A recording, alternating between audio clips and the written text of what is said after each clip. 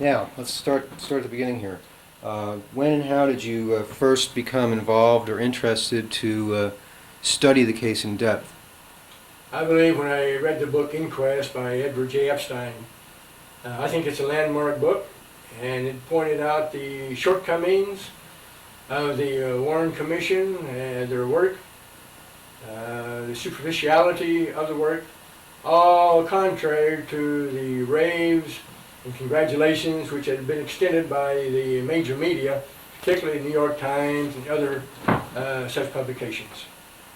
I would not recommend any other book of Epstein's, but I consider Inquest a landmark book. Okay, and what is your particular specialization in the case? I would say the media. So, do you feel that you've made any important research discoveries or contributions over the years? Contributions I don't know, but as far as finding out certain information, I've satisfied myself that the behavior of the mainstream media in protecting and perpetuating the Warren Commission report with Oswald as the lone assassin is a disgrace to journalism. Complete abdication of their responsibilities, and the question becomes why? Why have they done this? And initially it appears it was to, along with the Warren Commission, reassure the public, settle the doubts and suspicions, and I believe that was the initial reasoning, for some at least. Do you see any logical way to help to educate the media or make the media more responsible on this case? No, I don't.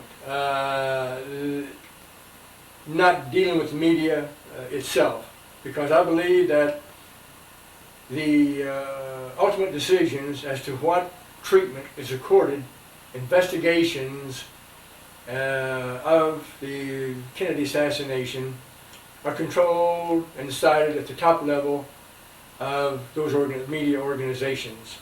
And as proof of this, I refer you to the op-ed pages, the feature articles that are sponsored on the op-ed pages numerically. They outnumber those articles which might oppose the Warren Commission verdict, probably 10 to 1 or more. And these op-ed pages are where they believe they can reach the so-called movers and shakers, and prove to be very true with regard to the movie JFK produced by Oliver Stone.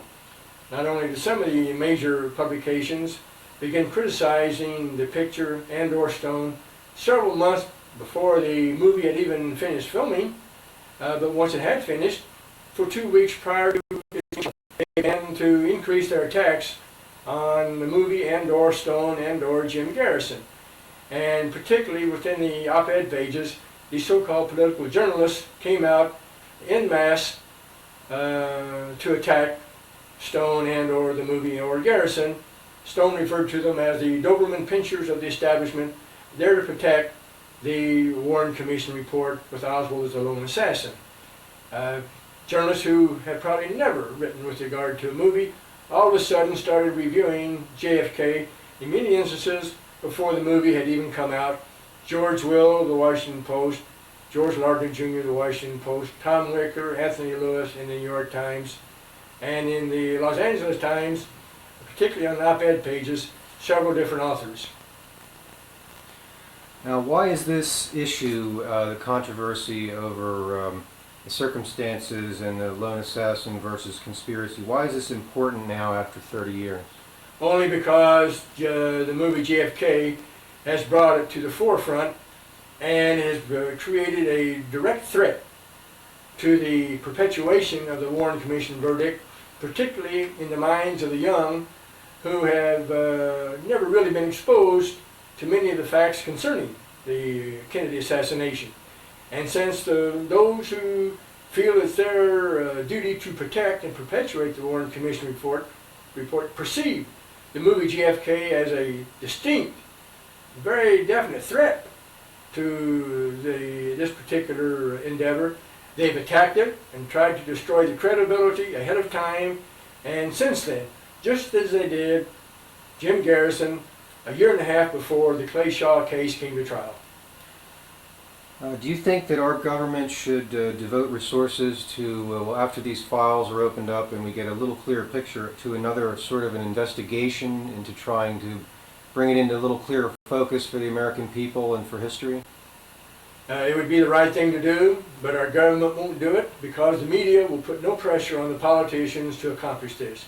And without this pressure, the politicians are not going to buck the powerful forces who want this thing to die out.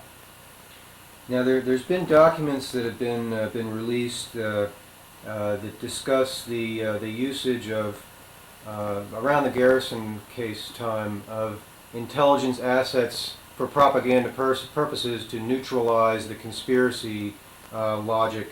Do you think there's obvious evidence that that there's intelligence agency involvement in deception and manipulation here? Yes, I do. The TV program, I believe it's called Inside Edition with Bill O'Reilly, in 1992, one of their programs brought forth the information that, according to documents from the House Select Committee on Assassinations, approximately 11 CIA agents had infiltrated the Garrison office and were doing their best to not only feed incorrect information to Garrison and his aides, but also to give to their own allies information from the Garrison camp as to what information he had and what his plans were. Do you think that there'll be any use to any benefit from the release of files, not necessarily in terms of catching the assassins, but perhaps exposing obstruction of justice somewhere along the way in the case? Yes, that would, I believe, would occur if the files were released. I'm not sure that type of file would ever be released. I read recently where a decision was made not to release the Ed Lopez file. The work he did with regard to Oswald's so-called visit to Mexico City, a 258-page report, I believe, and was anticipated with interest by the Warren Commission critics. And I read recently where it was decided that that file would not be released to the researchers.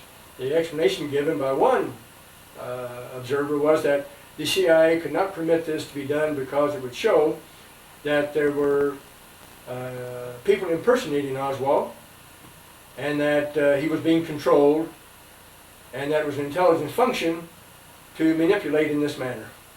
This is a recent... Yes, within the last few weeks. Now, the act was set up so that when an agency decides to withhold information, that there's a review board that the president appoints to do everything they can to release these files and redact it or omit things if necessary for full disclosure. Why isn't that kicking in now for the Lopez report? It may or may not. I understand that a list of 16 names have been submitted to President Clinton, from which he will nominate 5 to be on the review board. And then they will meet in March or April to choose the chairman and then excuse me, appoint an executive director. Then they may consider it at that time. But they do have a couple of outs already. If it invades personal privacy or if it is a threat to national security, they can legitimately decline to have that file released. They compromised the Warren Commission investigation. They compromised the House investigation. There's no reason to believe they won't do their utmost to do the same with regard to this activity. Okay, one final question, and it relates to the president and the current state of affairs. Do you think it's known that Clinton patterns himself after JFK and he admires him, and apparently, at least from what I can tell, he's probably for disclosure of this information. Do you think that, and do you think he should, and do you think he will become actively involved in resolving this issue as best they can? I think he should, but I don't believe he will. And the only time I can recall that he expressed himself on the matter was last summer during the presidential campaign.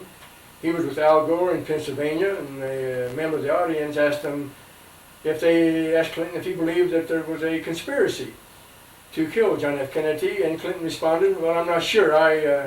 I'll defer this question to Al Gore. He knows more about it than I do." Al Gore says, "Yes, I do believe there was a conspiracy, that all the facts should come out."